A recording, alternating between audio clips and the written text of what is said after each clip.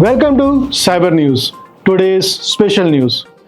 Noida police burst fake Microsoft call center. Police have arrested 18 people who were allegedly cheating foreign nationals by pretending to fix their computers. This cyber fraud network was targeting victims abroad and stealing thousands of dollars. As per the report, the police have acted on a tip-off about a suspicious call center in Sector 65.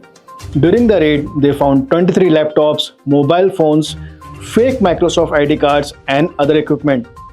The gang, including two women, contacted mostly American citizens through bulk fake emails. These emails warned about a virus and gave a helpline number. When victims called, their calls were redirected to the Noida center. The scammers posing as Microsoft technicians convinced victims to give their remote access to the computers and showed fake alerts, virus alerts, and demanded between around $250 to $5,000 for fake repairs. Payments were collected via online channels like Zelle and cryptocurrency. The racket had been running for at least 6 months with the help from an accomplice in the US.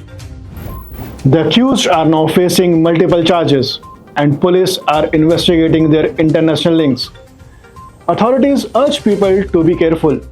If you receive any sudden emails or calls about viruses or security threats, do not give access to your computer or financial details.